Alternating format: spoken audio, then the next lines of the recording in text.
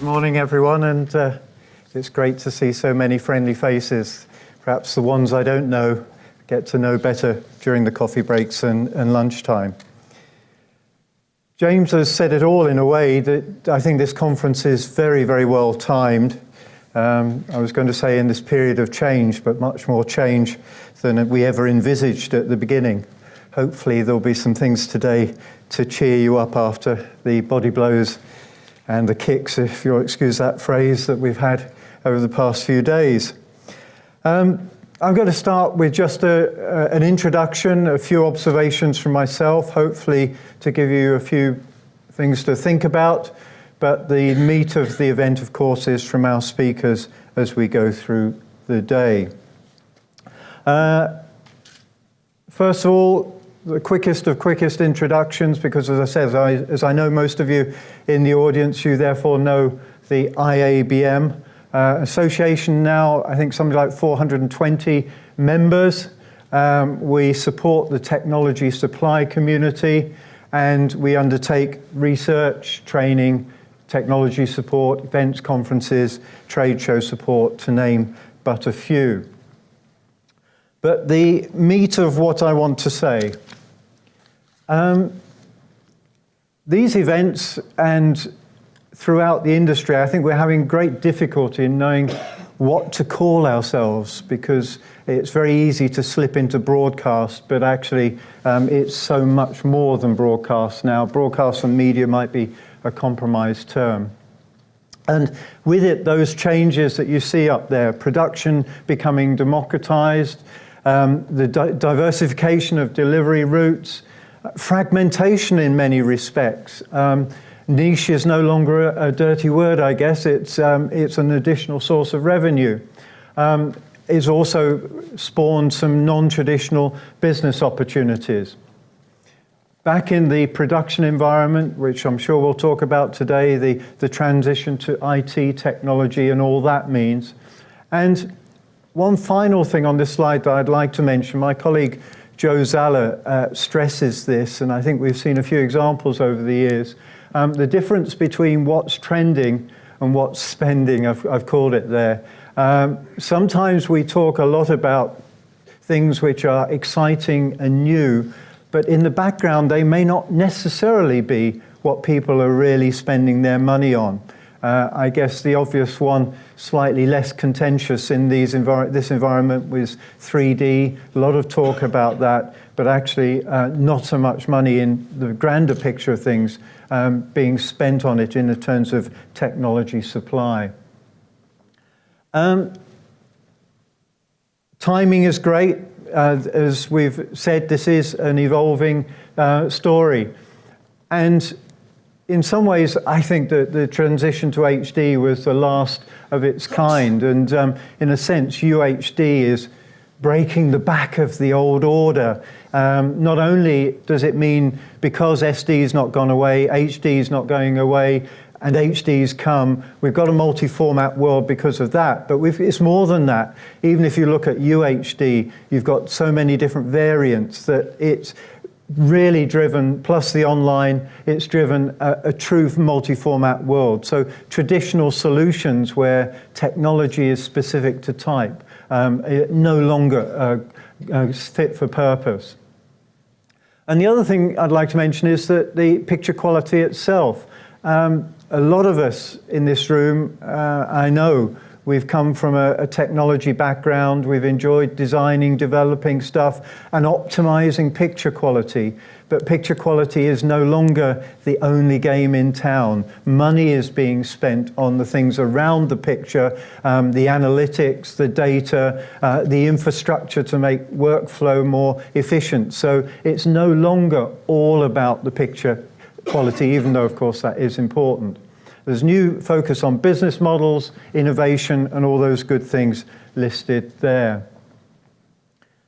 I think it's also a serious time for change for both, well, especially for the incumbents in the industry. And I guess in a way, I categorize that as national broadcasters. Legacy support must be a really tough challenge. You can't just leave behind or forget about the people who are watching your programming and who haven't stepped up to the new generation. So legacy support's a real challenge, and linear channels are still a predominant theme. And that's enabled new players to get in under the bar, as it were, because without that legacy, they can move swiftly, and they can ride on the back of a consumer base that is more familiar, perhaps, or becoming more comfortable with paying some significant money for subscriptions. And of course, if you need to find a contrast with broadcast, it's on demand compared to linear. It was before my time, I hasten to add, but only just that when there was a big battle between broadcast and cinema. And if you look back in history, as I've done, you'll find that the cinema industry was paranoid that broadcast was going to swamp it and take it over. That didn't happen. And with the benefit of hindsight, perhaps we can see there are some reasons that, because they are fundamentally different. With cinema being, perhaps you could say, the event and out-of-home focus. It's got its own specialized technology, though that is changing somewhat. And it's a small volume, very high value, production values particularly. The broadcast you're very familiar with, national coverage. I would say now tending to be a somewhat older demographic, schedule-based, lower cost to consumer live programming, and mass audience, ideally 100% coverage. So I think when you look at those two lists, rather than what they feared, and I remind you, this is what they feared at the time, that cinema was going to be subsumed by TV, they are actually in many ways complementary and have survived and to a certain extent prospered together and in parallel. So just by way of being a little bit controversial, I would say maybe we've got a third wave now, which I've, for the sake of argument, called it new media. And that contrasts in many ways with what we're seeing in the other two. More niche, more younger, more on demand, higher value per user, emphasis on mobility, and rather than just broadcasting out to everybody who wants to receive it, selective and focused coverage. So I think there's some very significant differences there that we should be aware of. Some IABM data, just to put some numbers down. The industry, as you can see from the line, around the $50 billion level, around what we measure, which is a sort of a broader than pure broadcast kind of definition. Although 2015, which was the latest data, started to show a dip, so that may be a bit of a concern. We may be, because we're between technologies at the moment. And just looking at the right, three things I'll bring out. The bigger and the healthy sectors are acquisition and play out. They're the larger sectors to the right. And to the left is services at 55%. So for those of you who have this vision of us being a product industry, that is not the case anymore. More than 50% of the industry revenues come from services. This is a survey amongst many thousands, so it's not just a few tens of people, but the left-hand side emphasizes that it's not all about the picture quality. End users are looking more and more for efficiency and saving money and cost of ownership. Cutting-edge technology is up there, but that doesn't necessarily mean it's cutting-edge technology just for picture quality. It could be supporting some of the other factors. Interoperability, a key one, and after-sales support are high.